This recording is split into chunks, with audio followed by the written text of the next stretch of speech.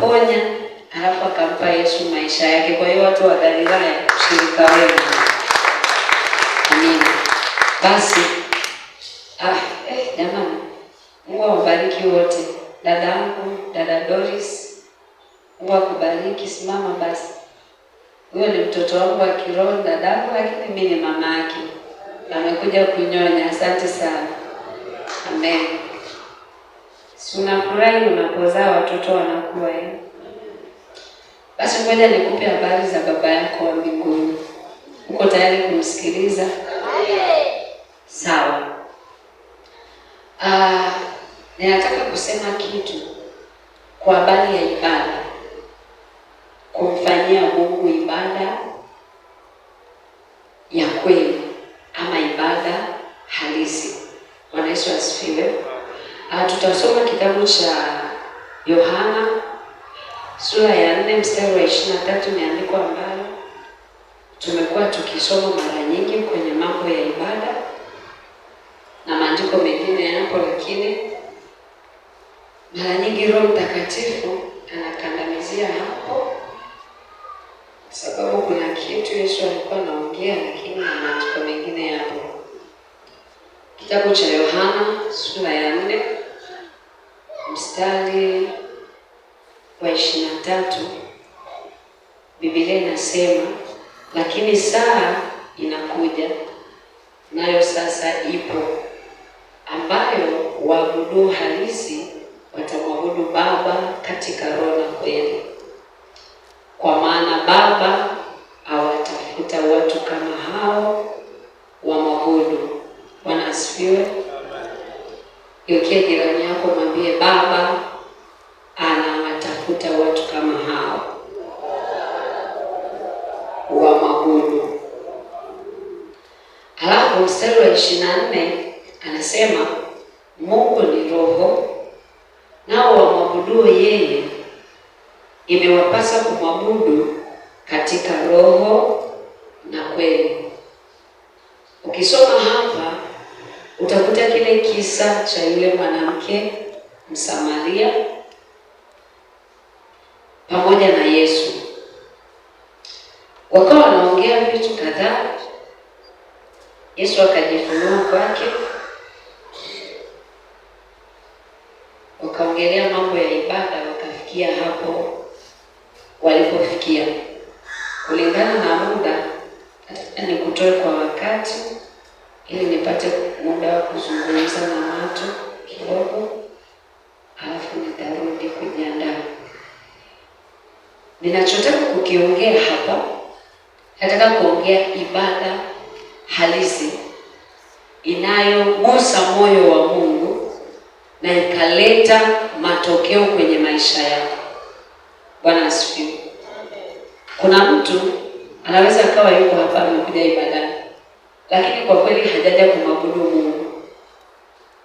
Yaani amekuja tu, kuna sababu zilizomfanya awepo hapa, sio Mungu. Unanielewa? Nikiendelea kusema utaelewa kitu gani ambacho namaanisha. Nimeweka maandiko mawili hapa. Kuna kitabu cha Warumi ile sura ya 12. Naomba niasome alafu nikutajie maana ya ibada, alafu nitaandika. Leo ninatamani niongee hivi.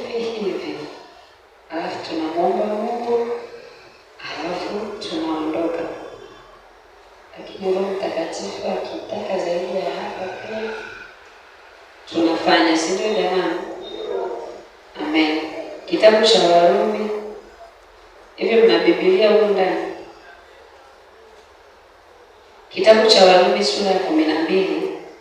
Biblia inasema hivi, basi ndugu zangu, sawa na wasihi kwa huruma zake Mungu.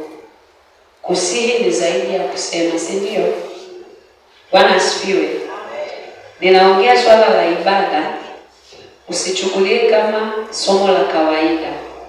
Lichukue kwako kama mazungumzo kati yako wewe na nani? Na Mungu. Niliongea sana wiki iliyopita, umjue Yesu ni nani. Si ndio jamani? Ukishamjua Yesu ni nani, ukamfuatilia hatua kwa hatua, huwezi kuwa mtu wa kawaida.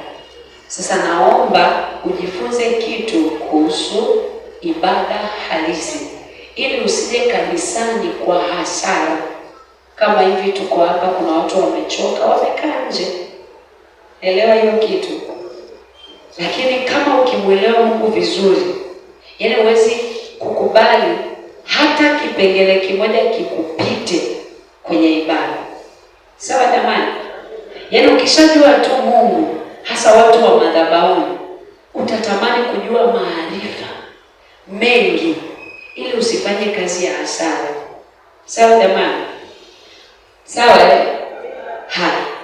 Basi ndugu zangu, na wasihi kwa huruma zake Mungu, itoeni miili yenu iwe dhabihu iliyo hai. Sema dhabihu iliyo hai. Takatifu ya kumpendeza Mungu, ndio ibada yenu yenye maana. Umeelewa maneno? Sawa? Yaani utoe mwili wako kuwa dhabihu iliyo hai. Hapo aishi pale takatifu. Sawa? Alafu anaongeza anasema hiyo ndio ibada yenu yenye maana. Kumbe ikiwa nje ya hivyo haina, si ndio jamani? Yaani Mungu anapoongelea kujitoa mwili wako kuwa dhabihu, si unajua dhabihu ni sadaka ile ya kuteketezwa Yaani mwili wako ufe kwa habari ya dhambi, kwa habari ya matakwa yako. Sawa jamani? Yaani kwa habari ya vile unavyotaka wewe. Yaani ukija huko ndani ibadani, mwili wako haupo, si ndio? Si ndio jamani? Ukiwa kazini kwako, mwili wako haupo. Yaani wewe ni roho inayoishi. Naelewa hicho kitu.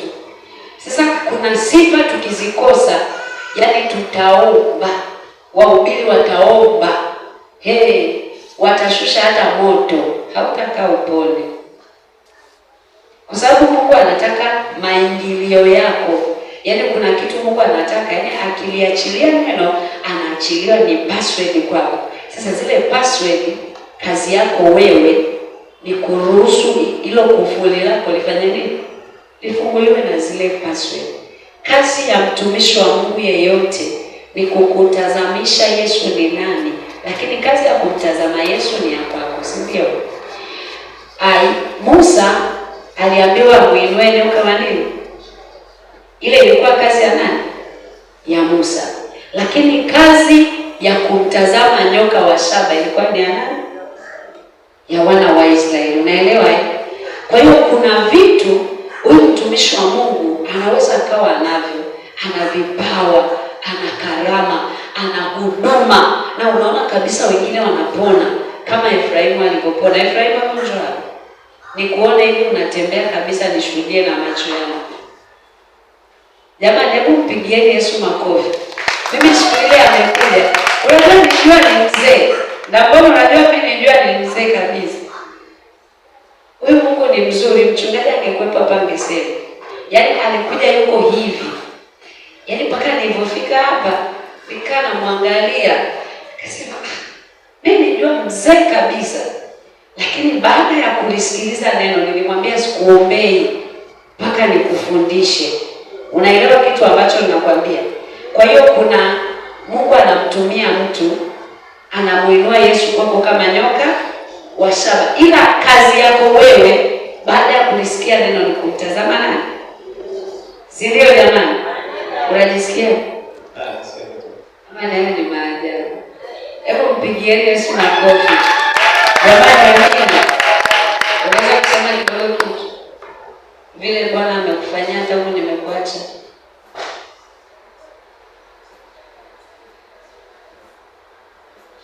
Bwana Yesu asifiwe.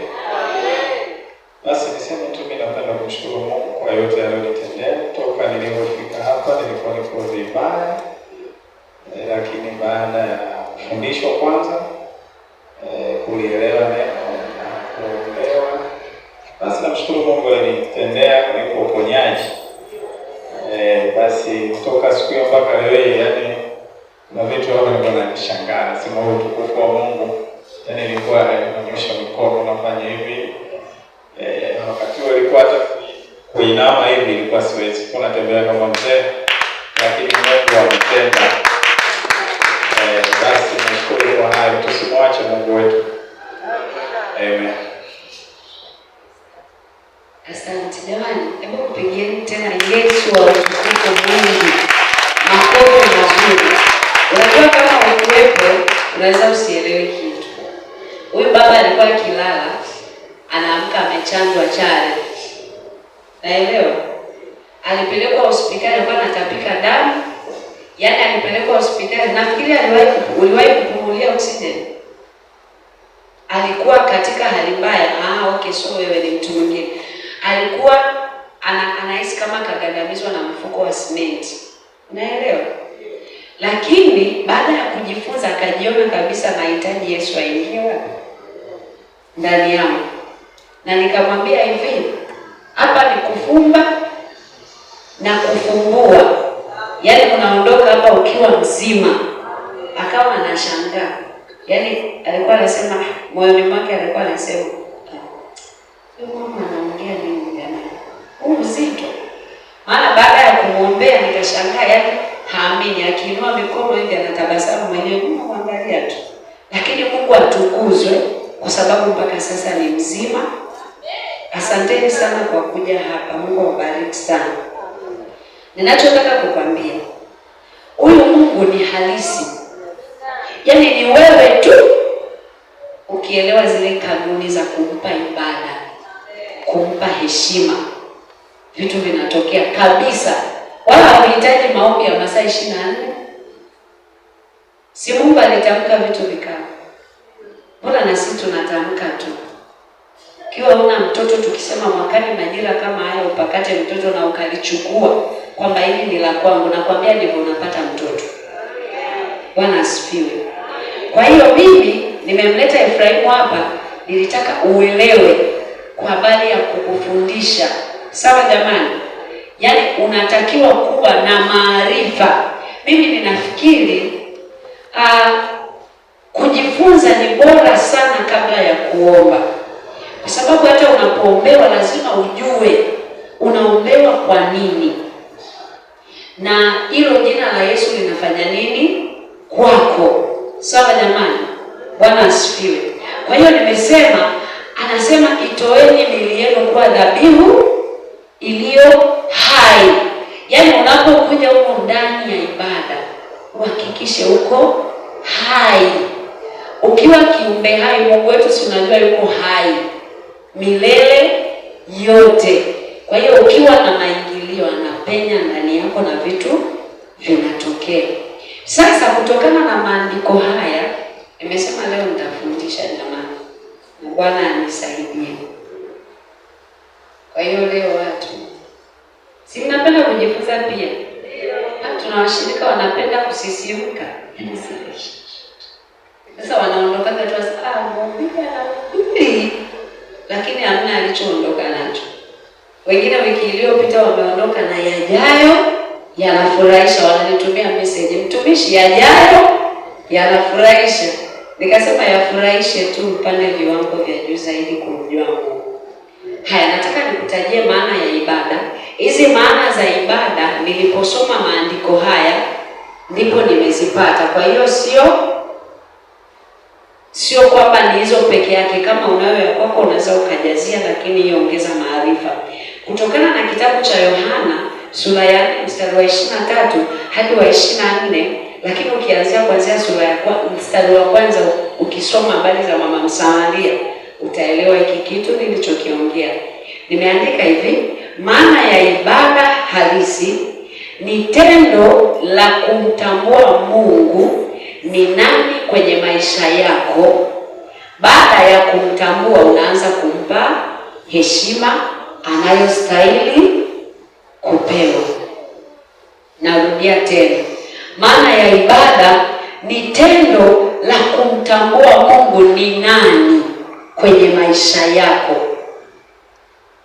Baada ya kumtambua, unaanza kumpa heshima anayostahili kupewa. Si mmemaliza kuandika? Niangalie huko. Nirudie tena, kuna mtu bado nimemwacha? Nirudie. Maana ya ibada kutokana na maandiko haya niliyokusomea nina maana mbili.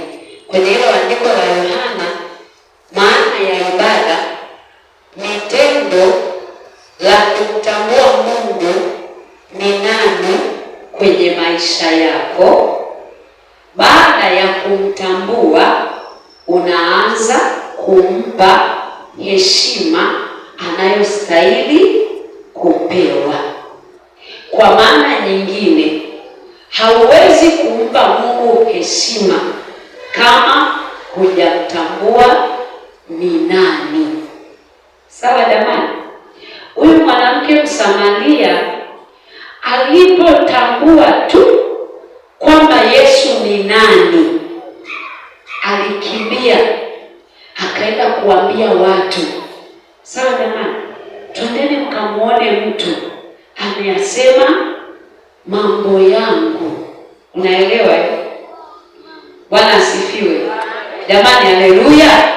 Ninarudia tena, huwezi kumpa Mungu heshima kama hujamtambua ni nani kwenye maisha yako. Sawa jamani? Mtu mwingine anasema simpage heshima. Nataka niongee kitu hivi. Tuko hapa kanisani, si ndio? Wote niangalieni hapa. Biblia inasema mpende Bwana Mungu wako kwa moyo wako wote, kwa akili zako, kwa roho yako. Alafu wala usitegemee nini? Haya. Kama ukiwa ibadani Mungu anataka upende kwa moyo wako wote. Sasa hivi ninavyoongea hapa, kuna mtu kwenye moyo wake na mawazo anasema nikitoka hapa naenda Kariakoo, nikitoka hapa hivi saizi sana. Kuna mtu anaangalia sana, mhubiri atavuta sijui muda, nikitoka hapa natakiwa nikanunue hiki, natakiwa nikafanya hivi. Haya, niambie, unajua ulichokuja kukifanya? Tuongee tu kweli. Hebu angalia hata mkao ulionao kanisani ulivyochoka. Uko hoi. Yaani wala hata hujui unakuja kufanya nini. Wala hujui, yaani huelewi. Unaelewa eh? Shetani ni kiumbe wa hila sana kwa mwanadamu. Yaani shetani hakimsumbui umekuja wapi? Kanisani. Yaani yeye yuko around. Anazunguka. Hachoki. Yaani akikupa vita nyumbani usije kanisani, ukapambana, ukimshinda, shetani yoga anahesabu ile ni ajali kazini. Najipanga upya nitamfuata kule kule. Anakuja, kodi zile za msingi za kufungua maisha yako zinapita. Wewe Mungu amesema umpe moyo wako wote, akili zako zote. Yaani maanake ukiwa hapa kila kitu kibaki ni Mungu, lakini hapa haupo. Nikupe maajabu mengine. Mwingine tu yuko hapa anasema ila mhubiri gauni limempendeza, kama hujakaa pembeni. Unaelewa eh? Unaelewa hicho kitu? Lakini uko wapi? Kanisani. Na ukitoka hapa unasema nilikuwa wapi? Nimesema hivi, ibada halisi ni tendo la kumtambua Mungu ni nani kwenye maisha yako na kuanza kumpa heshima anayostahili. Kumbe kama hujajua Mungu ni nani, wala huwezi ukampa moyo wako wote, wala huwezi ukampa mawazo yako yote. Unaelewa? Hivi mimi niwaambie, kama uko kwenye interview, umekaa kule kwenye interview, uko kwenye foleni, nasubiri kila mtu aingie afanye interview, kuna mtu anasinzia. Kwa nini hapa ninasinzia? Napiga miayo tu. Shetani ni kiumbe wa hila, na nikwambie hivi, huku ndio kwenye kodi za mafanikio yako yote ukiwa duniani. Biblia kwenye kitabu cha Hosea inasema watu wangu wanaangamizwa kwa kukosa nini? Maarifa. Unaelewa? Maarifa hayaji kwa kuombewa. Maarifa yanakuja kwa kujua kitu, kuwa na ufahamu kuhusu kitu. Jamani, amina. Unajua Biblia inaposema watu wangu wanaangamizwa, kwa hiyo kuna mwangamizaji amekaa pembeni na ana silaha. Unaelewa? Ukikosa maarifa unafanya nini? Unaangamizwa. Yaani yeye kazi yake ni kukushushia Mungu tu. Ukikosa maarifa anakupiga. Unabaki na maarifa unabaki tu kulaumu watu. Ananisema vibaya, hanipendi, yani yule. Ulikosa nini? Maarifa ya kumjua Mungu ni nani kwenye maisha yako. Bwana asifiwe. Jamani, amina. Jamani, haleluya. Kwa hiyo unaweza ukaona tuko kanisani, lakini kwa kweli hatumpi Mungu ibada ya kweli. Nyimbo zinaimba za kuabudu. Ukitaka kujua mtu ambaye anaelewa anachokifanya ni ule muonekano wake, vitendo anavyovionyesha pale ambapo nyimbo zinaimbwa. Mwingine tu utamkuta yuko hapo anaimba, wanaimba yeye amekaa tu akigeuka hivi anaangalia, yule anacheza, alafu naanza Yesu. Mwingine ameshika kidole anang'ata kucha, ameichukua kucha anaiweka mdomoni anaichezesha, mwingine anatafuna jojo, mwingine anajikuna, mwingine anaangalia simu, mwingine anaangalia katoto anakatika hii. Yaani hivyo. Unanielewa? Unanielewa mwana wa Mungu? Unaelewa ninachokwambia? Bwana aturehemu sana. Nyimbo zinaimbwa. Nina mashaka hata waimbaji wanaimba tu, kuna kitu kinaitwa hisia. Unaelewa? Wale ukikuta watu wanalia unafanya gani? Wengi wetu hatufanyi ibada, ila tunaenenda kwenye hisia zetu. Unaelewa? Unaelewa hicho kitu? Mtu anaimba tu kwa sababu kuna wale vijana wetu wa mtaani. Mimi waga nafundishaga na vijana. Wanasema mama, kama vipi vibe lipande. Kwa unakuta waimbaji ndio vibe limepanda. Na wewe huko linapanda. Unanyanyua na viti. Lakini ukimwangalia huyo mtu unakuta tu hisia zake ndo zimeguswa, lakini moyo haujaguswa. Sio, kuna mtu ananielewa? Bwana asifiwe. Ninatamani kila unapopata nafasi ya ibada umpe Mungu ibada ya kweli. Kwenye ibada ya kweli Mungu waga anashuka.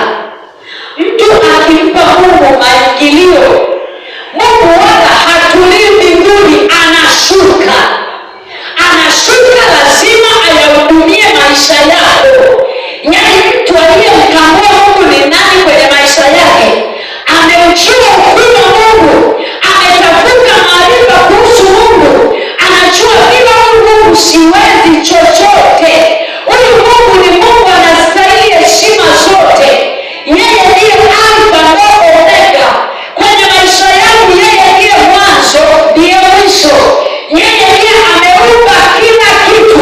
Kwenye Zaburi Biblia inasema mpeni Bwana utukufu na nguvu. Anasema mwabuduni kwa uzuri wake. Huyu mtu hawezi kumwabudu Bwana kwa uzuri wake kama hajaujua uzuri uliopo katika Bwana.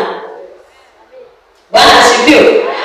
Mungu akikuta mtu ambaye amemuelewa, amemtambua ni nani kwenye maisha yake, alafu anatoa ibada ile ambayo inapenya mpaka mbinguni, na kuambia Mungu lazima atikise kichwa, nao kuna mtu ananiabudu. Kukiwa kuna vita karibu yako na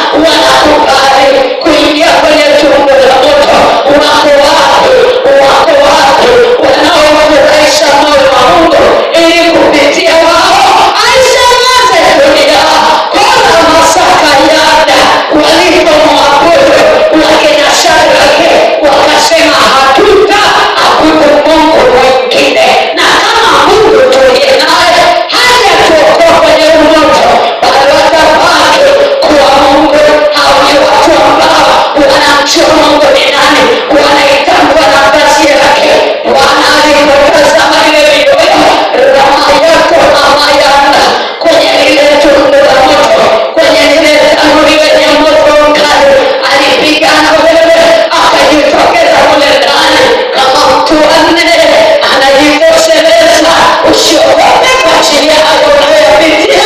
Mpe Mungu heshima, mpe Mungu heshima kwenye maisha yako, mpe Mungu ibada ya kweli. Atatokea kama mtu wa nne kwako. Hata kama unaumwa, mwambie Bwana, ninaumwa, lakini wewe unastahili heshima zote. Kwani unapoumwa wewe, kwani wengine hawapi? Walikuwepo, walishapita, lakini bado amebaki kuwa Mungu. Rama yaka baba, rama shanda baba. Mpeni Bwana utukufu na nguvu, mwabuduni yeye kwa uzuri wake. Mungu ni mtakatifu, ni mtakatifu sana. Anasema kila alitaje jina lake na awache uongo, lakini leo tunalitaja jina la Bwana. Maisha yetu yamejaa dhambi, yamejaa masengenyo, yamejaa vinyongo, yamejaa chuki, yamejaa hasira, yamejaa fitina na pia watu kama hao hawawezi kumwona Bwana. Ile Mathayo sura ya 5:8 anasema heri wenye moyo safi, maana hao watamuona Bwana. Unataka kumwona Bwana? Tengeneza moyo wako, tengeneza moyo wako, tengeneza moyo wako. Mungu havutiwi na maneno ya nje mengi.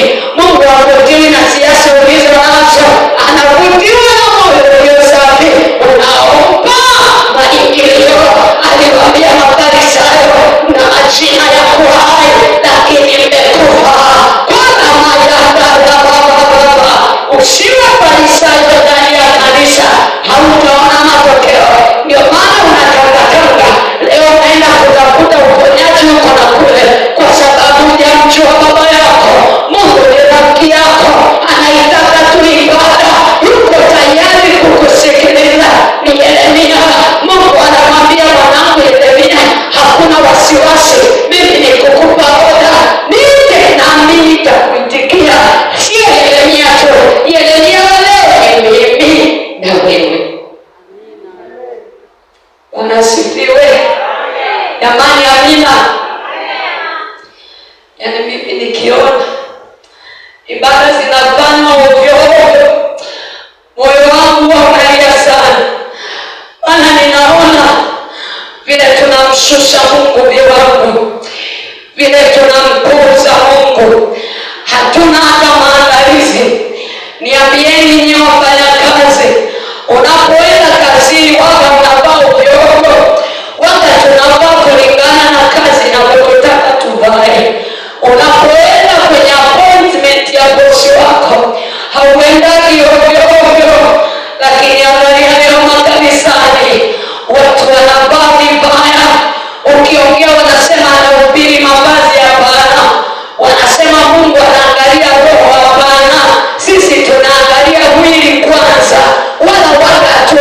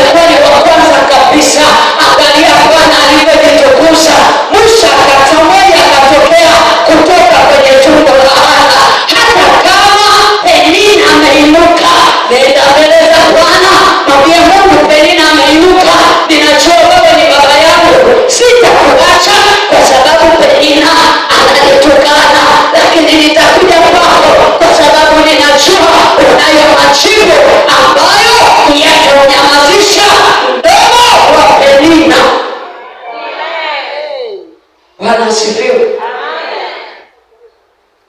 Sio kama unanielewa mtu. Sio kama unanielewa. Mpe Mungu heshima. Mpe Mungu heshima.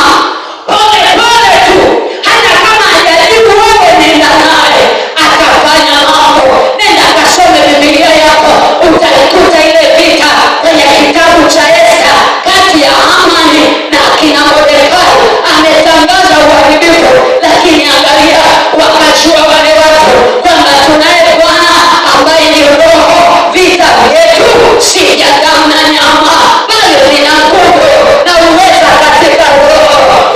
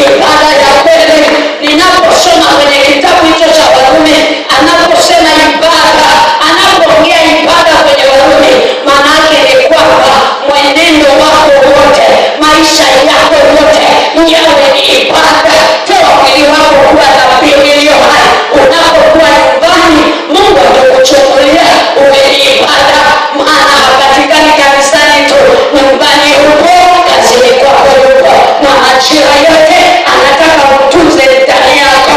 Kona mashanda ramasaka ya torama, tafuteni kumpa Bwana ibada. Hivi Mungu alivyonitetea hivi mwenzio, Mungu alivyonipigania hivi mwenzio. Jana kuna kitu nikumbuka, natafakari sijui nini, sikumbuki nilikuwa na akina nani, lakini nikakumbuka ushuhuda ambao Bwana amewahi kunifanyia. Kuna familia moja iliniita kwao jana, nilikuwa nimeenda kuomba nao jana, wakawa wameniita kule kwao. Nikakumbuka kitu, nilikuwa ninawatia moyo, ninayaongea hayo niyapande kwenye moyo wako, niyadumbukize kwako, yakusaidie mwana wa Mungu. Siku moja nilitekwa, nilikuwa nishasahau kama niliwahi kutekwa. Rafiki yangu mmoja alinidanganya, akaniambia tuende mahali, nikawa nimemfuata. Tulipofika kule kukawa ni polini. Katikati ya ile poli nikashangaa sioni mtu. Nikamwona baba mmoja alikuwa kwenye maji, pembeni palikuwa mto hivi. Yule baba aliniambia neno moja tu, akaniambia sali sala yako ya mwisho. Nilikuwa ninageuka hivi sioni mtu yeyote. Kageuka kulia sioni yeyote, kageuka kushoto sioni. Nikasema Mungu wangu, yule baba alikuwa amepanga kunifanyia hila. Nikiwa ninashangaa, ninajiuliza nifanye nini, aliponikazania kwamba sali sala yako ya mwisho. Na ninapoongea ninaliona lile tukio, maana hata sijawahi kulishuhudia. Bwana alinikumbusha, aliponiambia yale maneno, nikasikia hofu ndani ya moyo wangu.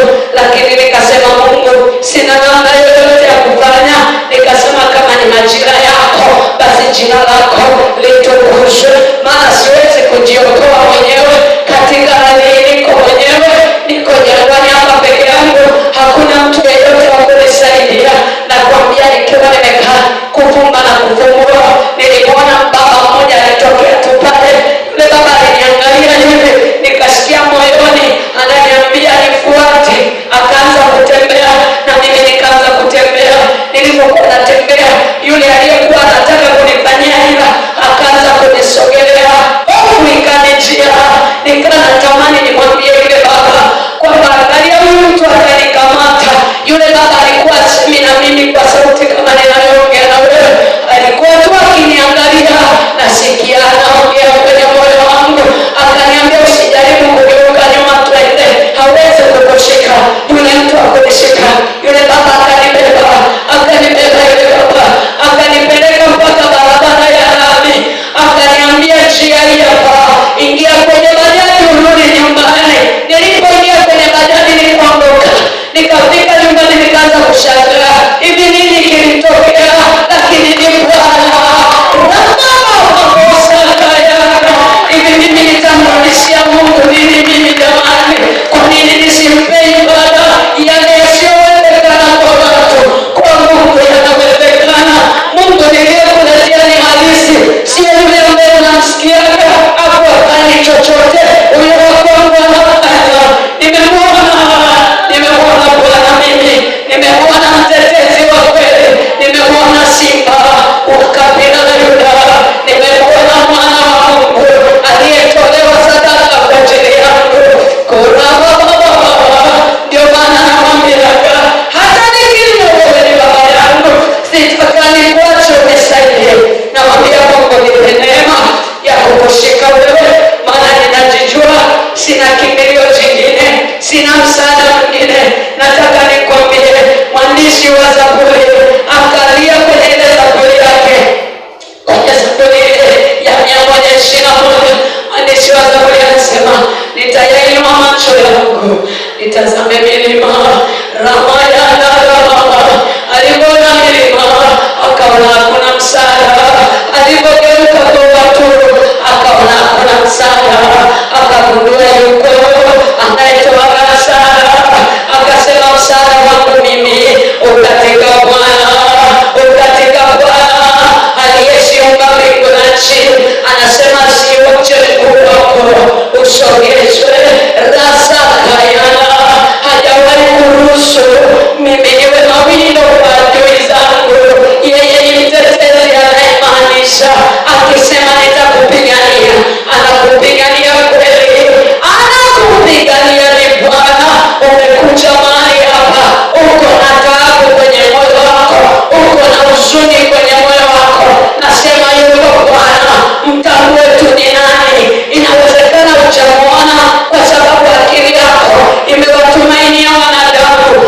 akili yako imewatumainia waganga wa kienyeji, akili yako imewatumainia watu wengine. Nataka nikwambie, anapatikana. Mtumainie yeye kwa moyo wako wote.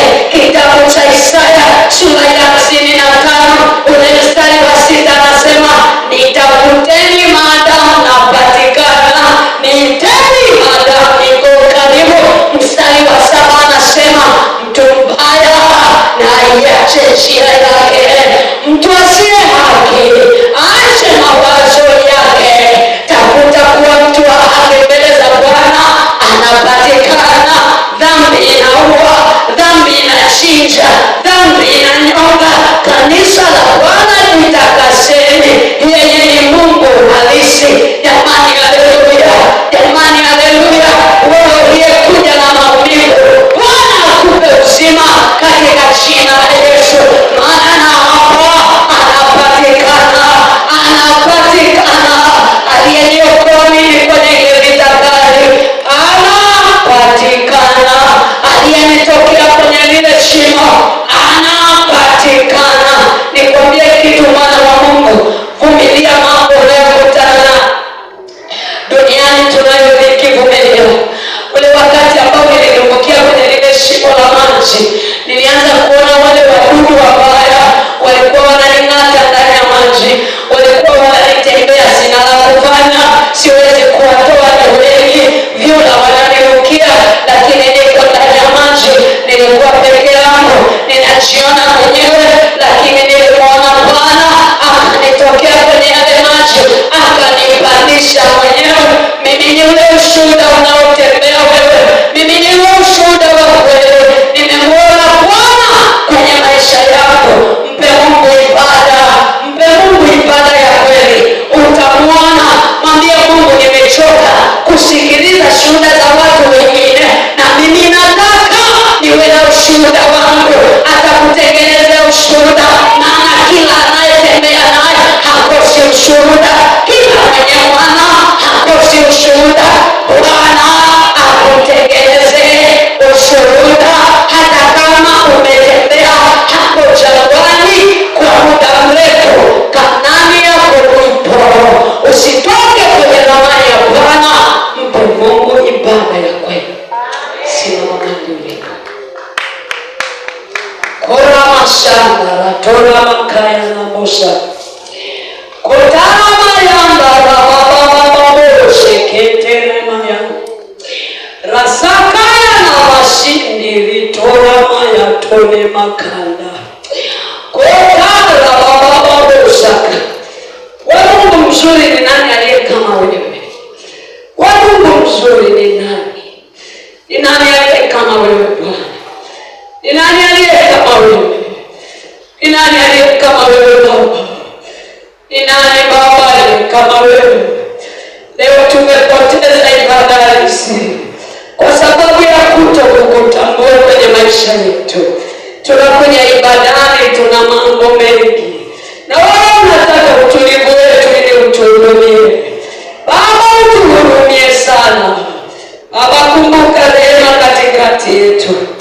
Yule ambaye anaona Bwana amesema naye, kuna maeneo ya kuwa sawa kwenye ibada, mwambie tu Mungu, nihurumie.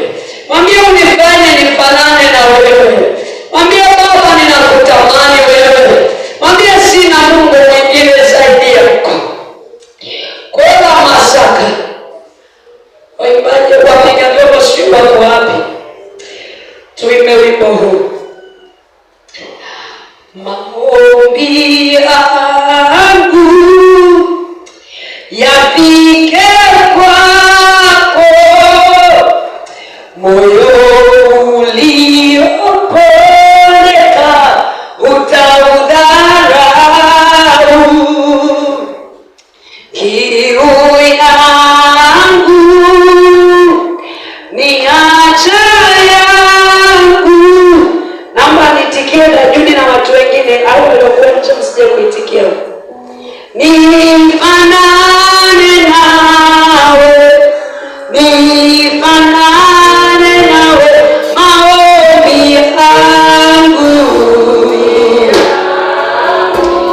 yapige